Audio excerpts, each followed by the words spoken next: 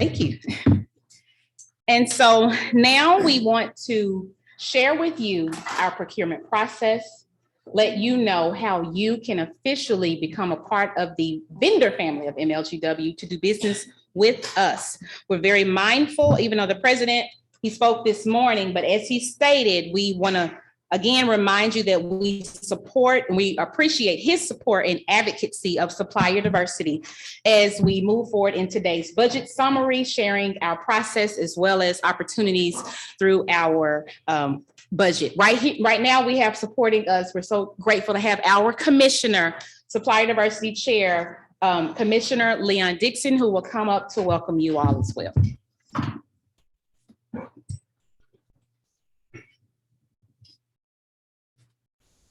Good afternoon. I'm glad that she gave me the easy part just to do the welcome, because I know you're here for the budget summary. And if I did that part, you'd be really confused by the time I finish. So I want to thank all of you for being here. Thank you for supporting the fair. I think we've had a great turnout today. And I want to thank Tamara Pate and her team. They've done a great job throughout the year. This is my first time chairing this particular committee, and I've learned a lot. You know, a lot of times you think you know everything. And I'm one of those people sometimes. But once I got on this committee, I realized I knew very little. But this committee has really educated me a lot, and I really strongly support the Supplier Diversity Committee and the work that they're doing. So I want to let you know personally that I really appreciate you and your team and the work that you're doing. And as I said earlier, I'm not going to get into the budget summary. So at this time, I'm going to turn it over to Dana Jeans to come up and take you the rest of the way, the next leg. Keep enjoying yourself.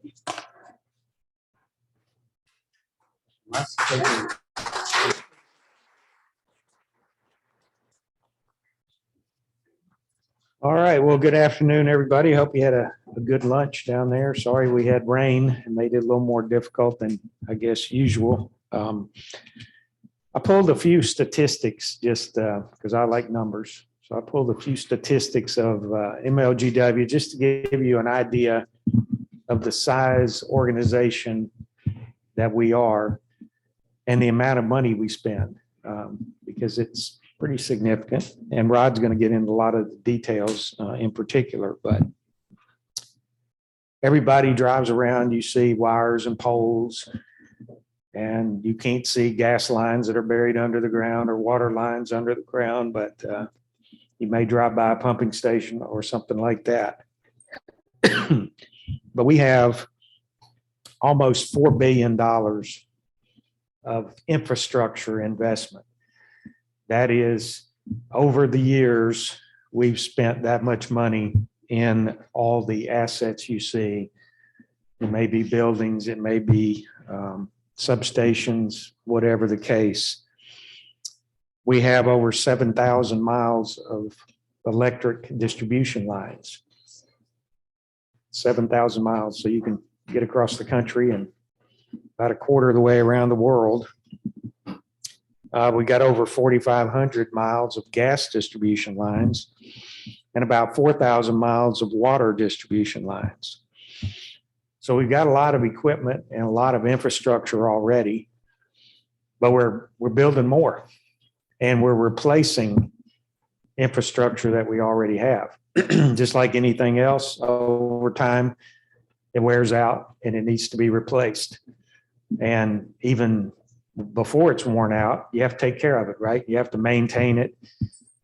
So we have facilities just like you do at your house. You got to take care of the plumbing. You got to take care of the electrical. You got to cut the grass. You got to weed eat, deal with the flower bed, all those kinds of things. So on a similar scale, we have a lot of maintenance work to do, and we have things that need to be replaced from time to time.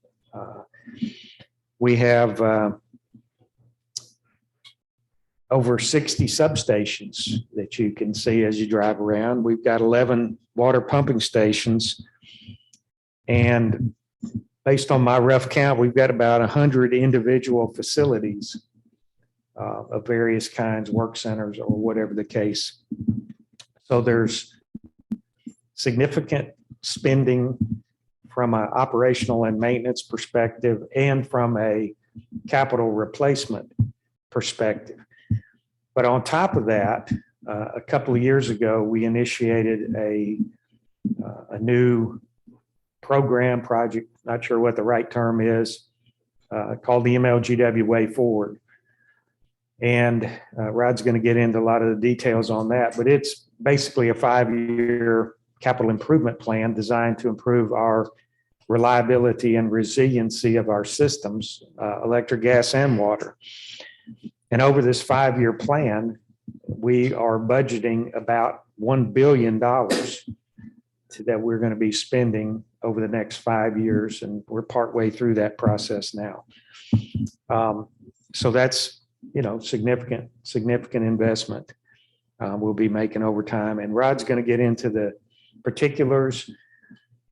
So what I would encourage each of you to do as you go through is just, make a mental note or jot a note or whatever of particular things that you might be interested in or might feel qualified to participate in as we go through.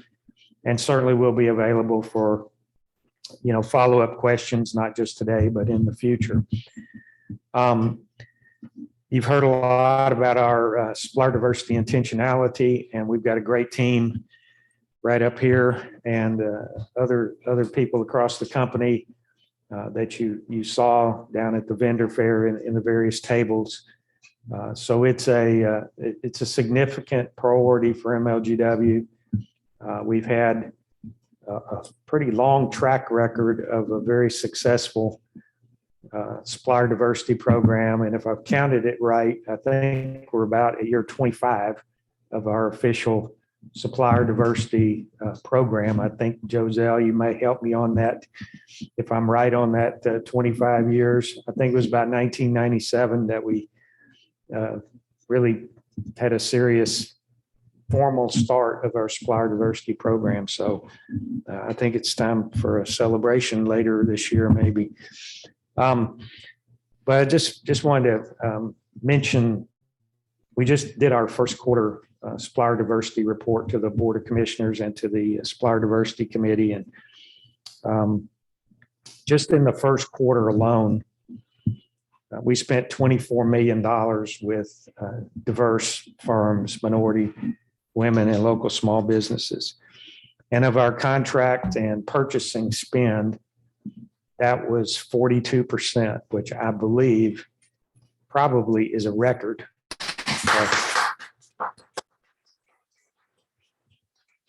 So we were down a little bit in 2020 because of COVID and everything, but we bounced back very nicely. And again, it doesn't happen by accident. It happens by intentional effort. And I give the credit to the team here who keep it in the forefront all the time. And so without any further ado, I will turn it over to Rod, and he will walk through some of the specifics on 2022 budget and beyond.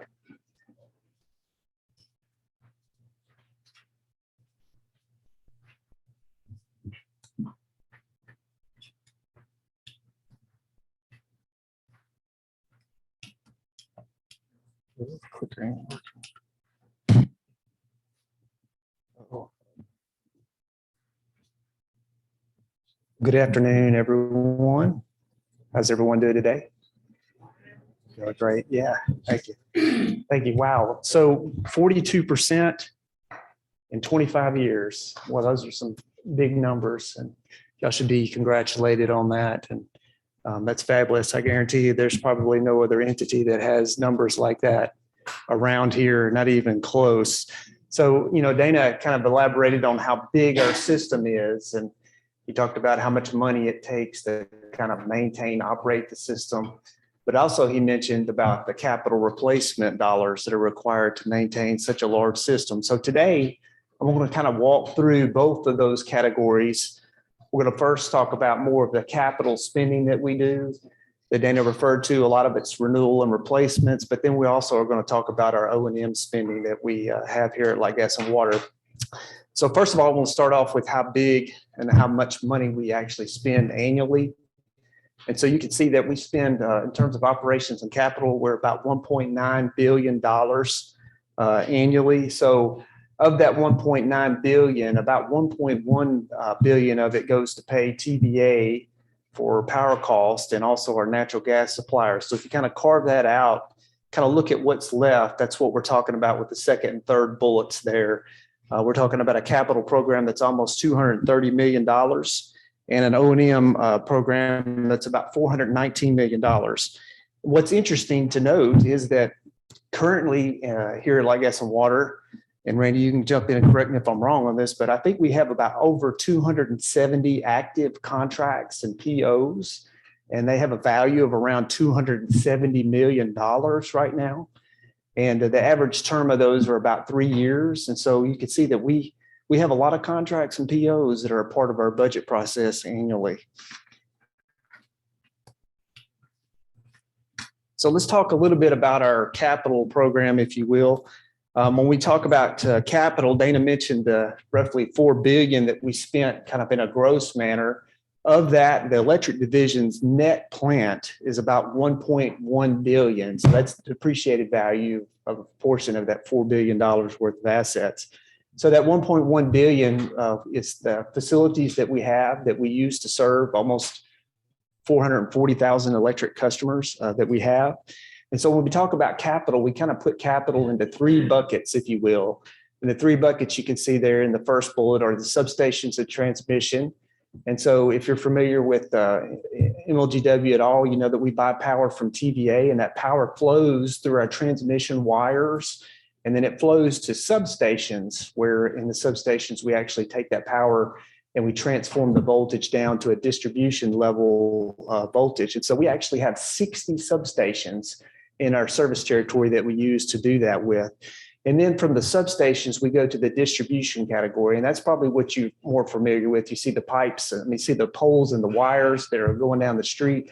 That's kind of our distribution system that from there, we send the power down to the service level, the service lines that actually go to the houses, and we have the meters as well. That's a part of the distribution system.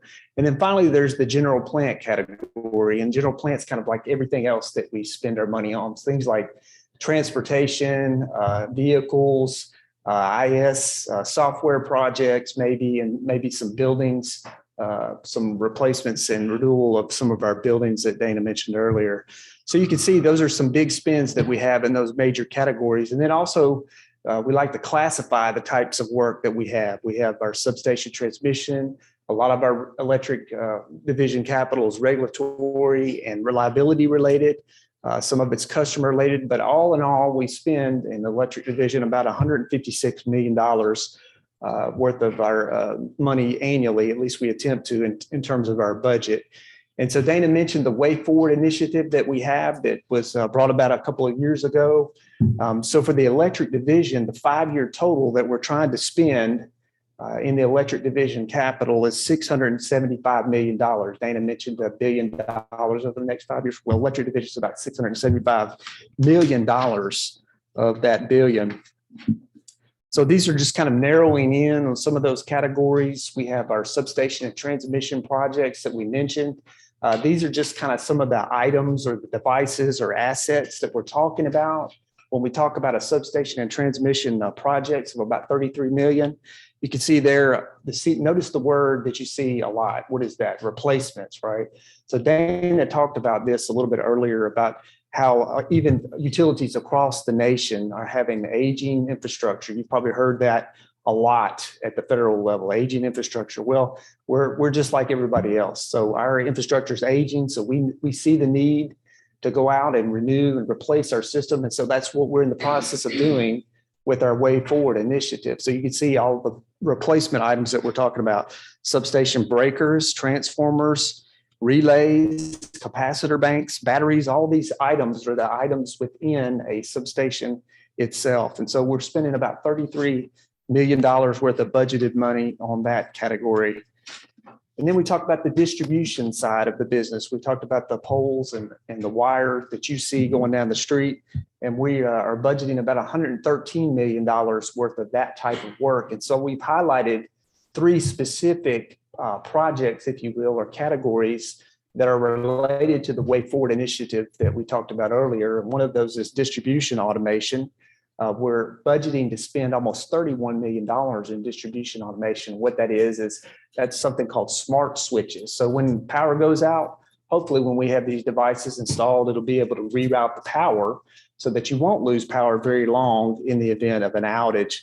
And so we're going to try to install about 1,100 of those devices over the next 5 years and spend $130 million on that project. And that'll help us improve our reliability because we want high reliability for our customers. The other category is pole replacements. Poles, you've seen poles, they're wooden poles. They get old, they rot. And so we need to replace our poles. We're trying to do that at a clip of about 500 a year.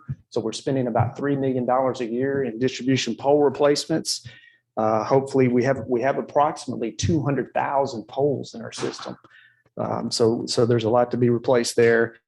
And then lastly, our defective cable replacement. This is primarily underground cable feeding into subdivisions. And we have about $11.8 million budgeted for the underground cable replacements. So all in all, these are kind of the reliability related categories, if you will.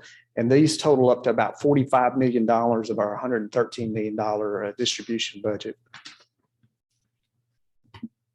So moving to the gas division. So the gas division has a little bit over $400 million of net plant that's used to be able to serve about 315,000 gas customers. So like Dana says, you never even see the gas mains and the distribution mains or the regulator stations that are involved with the gas division. So it's kind of hard to see and visualize those things that are underground. But our major categories here again are production system. We actually have what's called a liquefied natural gas facility, kind of the south part of our territory that we use actually to store gas in case of an incident on a peak day. We have that facility there, and we're spending money to kind of keep that and rehab that facility. And then the gas distribution system is about $30 million, and general plant's about $18 million. Now, the gas division, as you can imagine, is highly regulated in terms of regulatory work and reliability. And so that's where a lot of our capital money is spent. All in all, the gas division, we budgeted about $40 million to renew and replace the gas division assets. And over the next 5 years, we're going to spend hopefully about $170 million in gas capital. So just quickly talking about some of the reliability, and we'll get to some regulatory spend as well. But in terms of reliability, we're going to spend about $5 million. I mentioned the LNG plant that stands for liquefied natural gas. The transmission pipeline system, as you can imagine, is highly regulated, but it's also one of the categories or classifications that we're going to spend in terms of reliability and system improvements. And then the next is the regulatory compliance aspect of the gas division capital, and that comes in at about $6.5 million. I will point out the second bullet there, the steel tap replacement project. That's a part of our Way Forward initiative. We're trying to do about 1,000 of those in each year in the next coming years. And this year we're spending about $3 million on steel tap replacements. Those are the services that are underground that actually go to your house that you don't see, that will provide natural gas to your residents. Also distribution integrity management and transmission integrity management. As we mentioned earlier, highly regulated, gas division is highly regulated in terms of the projects that it needs to do. And then finally, our water capital budget. And as Dana mentioned a little bit earlier, in terms of the water production system, you can see there, we have 11 water pumping stations in our facilities. And the average age of our water pumping stations is more than 60 years old, so about 62.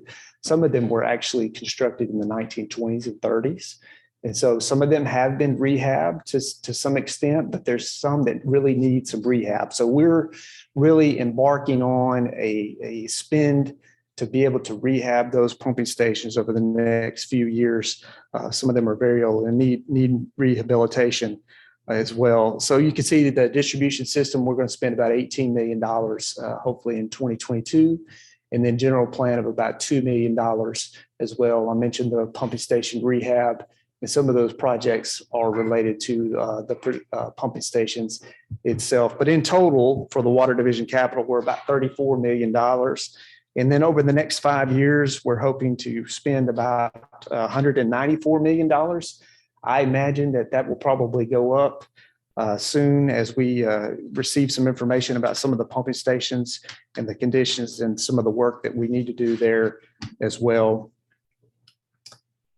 Just in terms of the pumping station itself, I mentioned that the average age is about 62 years in terms of the age there. You will notice that a lot of that word there again on all of these projects, replacement. You got distributed process control systems that controls some of the treatment and the filtering inside the pumping station. The VFD, it stands for variable frequency drive, related to the motors inside the pumping station itself. So there's a lot of things, a lot of components inside of our pumping stations that need to be rehabbed and replaced. And then finally, kind of outside of the pumping stations, and people don't see this as well very often, but it's the wells that actually go down into our aquifer to draw the water out that is sent to the pumping stations for treatment and then ultimately pumping out to the customers. But we're trying to target about $6.1 million worth of spend in water production wells. That is about 2 to 3 new wells per year.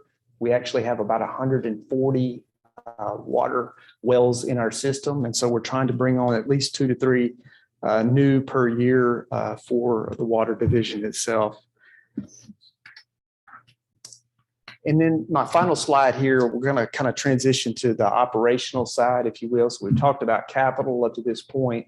It was about $219 million, I believe. But here, we're going to switch to the O&M side of the business in terms of our O&M spending in total across all 3 divisions is about $419 million from the first slide that we talked about. And here we just highlighted 5 of the biggest contracts that we have in our O&M budget, if you will. The first one is tree trimming. It comprises quite a bit of our budget. It's about $20 million a year in the electric division that we spend to try to trim trees. We actually try to attempt to trim about 1,400 miles a year. We actually have 4,500 in our system. So we try to trim all the trees in about a 3-year cycle. So that's about the value of the $20 million that you see there for tree trimming. And then we do spend quite a bit in the environmental arena. You can see that they're very focused on, mold abatement, asbestos, things like that. We spend a lot of money in environmental, about $12 million. And then we have some IS maintenance contracts, janitorial services and temporary labor. And so if you totaled all that up, it's about $51 million. So $51 million of our $418 million budget is about 12% of our O&M. So this is just to kind of illustrate that we have significant spend opportunities, throughout our budget and with our procurement and contracts team. And so with that, I'm going to turn it over to Tamara for the video.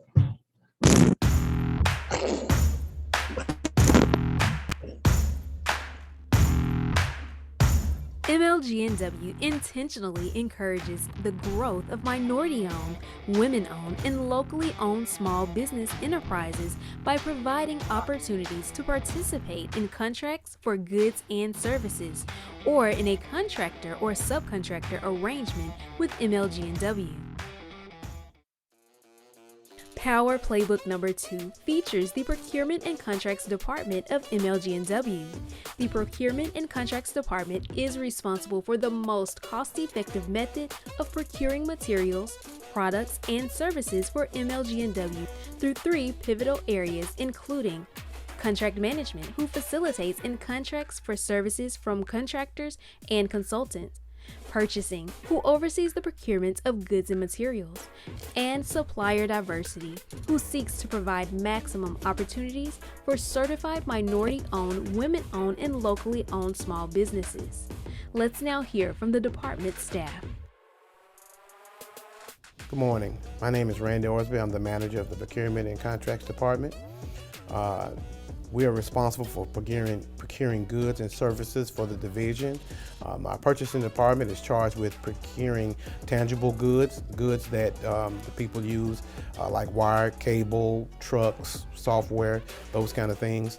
The contracts department is responsible for all the different type of service contracts within the division. We also have the supply diversity department, and their main responsibility is trying to enhance as much supply diversity goal, women-owned, minority businesses, and local small businesses as possible. One of the things that we try to do is we try to enhance our and update our processes and procedures to provide an opportunity for our vendors or to gain opportunity with our bids. So what we want to do in MLGW is provide a fair chance to all our vendors, to our minority,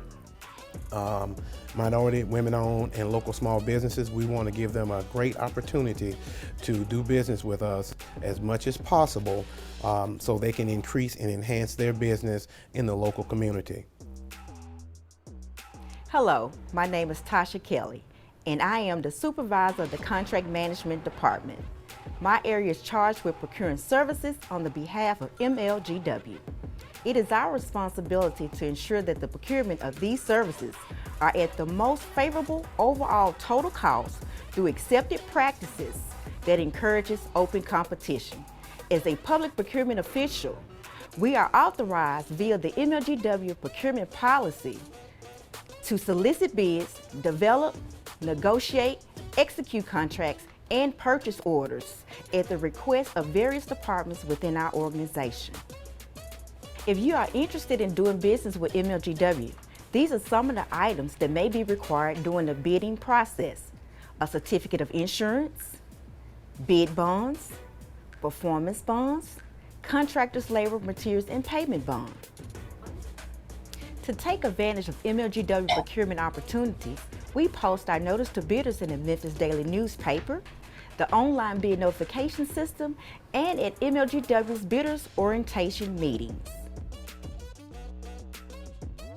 Hi, my name is Kamala Mitchell, and I'm the supervisor of the purchasing department.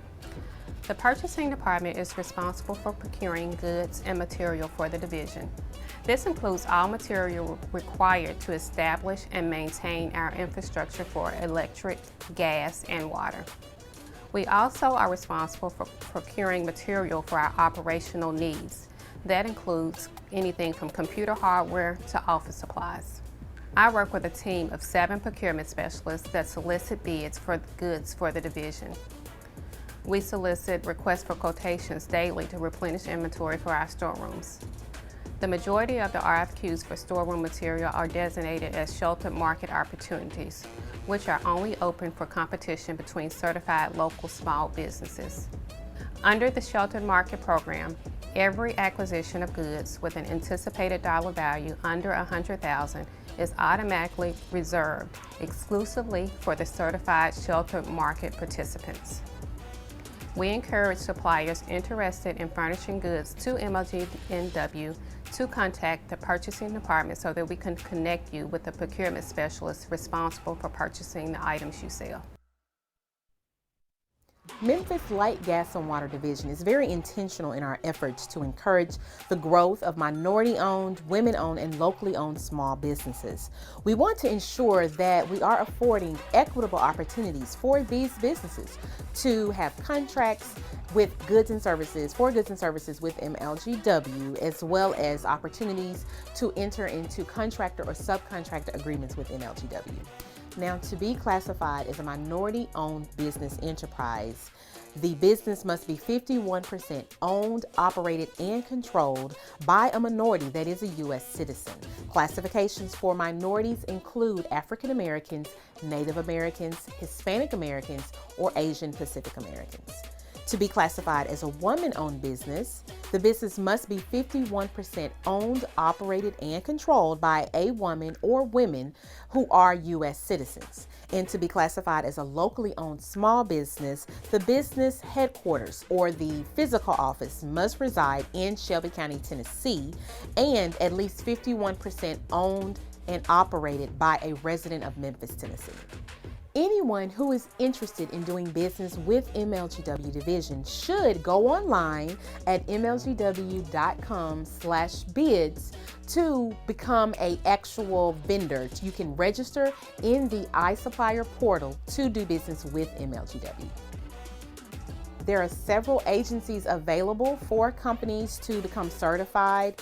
Certification is a necessity if you are going for a bid that has the supplier diversity goal that is assigned to it.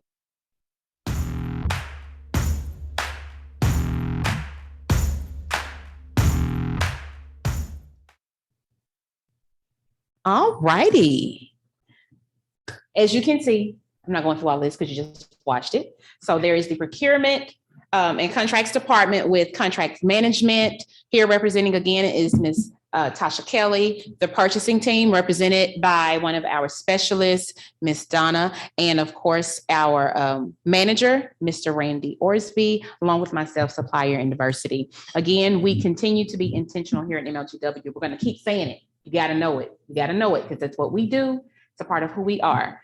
And again, those classifications are available on our website as well for local owned, minority owned, and women owned businesses, as well as the agencies that are available, which I don't think we said on the video, but we work with, of course, all of the agencies that were here today, including Ms. Booker with MMBC. We work with the Women's Business Enterprise National Council called WeBank. We work with Tri-State Minority Supplier Development Council, a part of the National Minority Supplier Development Council, and all of their regional entities, along with the City of Memphis certification and Shelby County Equal Opportunity Compliance Office as well.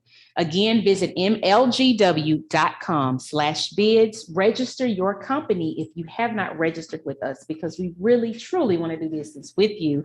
Include your services and products that you do provide. You will be notified when something matches your commodity. So please be sure to visit the website. You can always email myself, tpate@mlgw.org. We have Monday mingles every second Monday of the month. One is coming up this Monday as well. If you're not a registered vendor with MLGW, email myself so we can send you a link. Log into the Zoom at 1:30 Central Standard Time so that you can learn more about the process, become a vendor, as well as meet other vendors and network with them as well on the call. And again, that's the same for our iSupplier portal, which will notify you of any solicitations through our purchasing team. We are also implementing B2G Now software to more accurately, as they stated earlier, our numbers are amazing, but we want to continue to grow. We're not going to stop growing. So we want to ensure that we are accurately in receiving the numbers and making sure that our vendors are being paid through the system. Subcontractors notify us and they verify payments from their prime contractors in the B2G Now software. So be sure to email us as well for more information. You can always visit mlgw.diversitycompliance.com. We have sessions available throughout the month that teach you about the system. It teaches you how to go in and verify your payments. You learn more about the system that as we're implementing it here at MLGW. Again, this is our department. Please feel free to contact us if you have any questions about the procurement process here at MLGW. And again, save the dates. We are hosting an amazing event with our economic development team, in addition to working with MMBC, along with Black Business Association and the Tennessee Small Business Development Center, offering a special opportunity for 50 businesses to learn more about HR and staffing, marketing, and more on November 2nd at Southwest Tennessee Community College. You have the flyer that you received in the auditorium that's also available in the lobby. Scan that QR code. I'm getting notifications. People are registering now for the Boss Up Summit coming up in November. You will be recognized for participating in the summit. You will be recognized at the return of the Flame and Spark Awards, November 3rd at the Halloran Theater. And since I have permission from our wonderful senior VP, we're going to up it up some and celebrate 25 years of supplier diversity here at MLGW. So we'll have more information coming soon. So stay tuned for details. At this time, if you have any questions, we have our president here. We have our senior leadership here. We have Mr. Rodney with the budget department as well as procurement. If you have any questions, we are here. Please stand, be recognized, and we'd love to answer any questions you may have at this time. Any questions or comments from anyone at this time? No, I'm not quite sure. No problem. Oh, okay. Yes, sir. See you standing. I just don't want you to miss about to say something. The 25 years that you were this, I'm a big part of that, and I'm glad you're part of it. It's running for me on behalf of the individual associates. I always tell Tamara that, and everybody part of leadership, I intend for you all about trying to be closer than I just always want to say thank you for that. One of the reasons that I'm able to do what we do, is because of your leadership. Awesome. Thank you. Thank you, sir. I've met a few new vendors and some new faces that that are getting familiar with our process. So we are here. If you have any questions, please feel free to call us, reach out to us. We also work very well with our advocate agencies. If you have questions about any portion of your business, if you have questions about certification, we can refer you to them as well. I think that is it for me. Yes, ma'am. Well, I would say that the numbers that were reported for the first quarter are absolutely phenomenal. And in all the years that I can recall of this program, to have a 42% spend, and then on top of that, to have spent $24 million in one quarter is phenomenal. I think 24 million used to be annual spend. But that type of spend comes truly from intentionality and the good work that's done here across MLGW as a whole. And I think you all deserve another round of applause. Thank you. Thank you. When I got here in 2020 in the middle of COVID, she had no idea that she would be my auntie. So she's been very pivotal in teaching me and guiding me and helping me. And Ms. Giselle, I can't thank you enough for everything you have done for me throughout this process. My boss for taking a chance on me, Mr. Orsby. Joining the team has been amazing. Ms. Tasha has been amazing in sharing information, but we work together. We're a great team, and with every intention, as we say, it may not be on this one, but serving you is truly what we do. And we do that through the Procurement and Contracts Department. So we're excited to be a part of the team of MLGW way. We're excited to be a part of this experience, and we're excited to work to help you grow and help grow Memphis. So yes, sir. I just wanted to recognize the budget team, if you don't mind. Yes. So it's led by Lisa Young. Lisa Young's the supervisor. Katrina Cooper and Tracy Webb, and they're the ones that really do the hard work of formulating the budget. So I want to thank them for their time. But just the takeaway for me from all of this is 25 years, 42%. That's fantastic. So Thank you. that should be commended. Well, thank you again to our leadership, including Mr. Dana, who's been so patient with me as well. And it's been wonderful working with the commissioner. President, do you have anything to say? I do. No, I just, as I said this at the beginning today, thank you all again for being here. Really appreciate your engagement, and hopefully there was some benefit that you received from today that you can take away. We want to expand this pot as much as we can. Certainly want to thank our leadership and that's been engaged in this process. Grateful for our board commissioner, Leon Dixon. I know y'all had a chance. Did you speak to him earlier? Okay. Pay him no mind. Really appreciate his leadership. And helping us to stay focused on what we need to do. And so just want you to know how much we appreciate. Hopefully your takeaways from the day will help you going forward and will really help us, therefore helping our stakeholders, our customers, and others as we stay engaged and essential in this process. So again, thank you all for being here. Hope you enjoyed the time, and let's stay engaged. Let's keep it going. Awesome. Awesome. God bless you. Thank you. Again, I'm sorry, I need to thank IT and corporate communications. Thank you for putting up with me. I'm so grateful. Thank you all so much. IT is they have so many projects, y'all. So they are very intentional in ensuring that we work with subcontractors on so many projects. So we have a great team here, and we are here for you all. Again, thank you. Don't forget, scan your QR code. We'll see you in November at Boss Up and at our Flame and Spark Awards. Y'all have an amazing day. Be safe. And don't forget to get validated from the security team down in the lobby before you go. All righty. Thank you.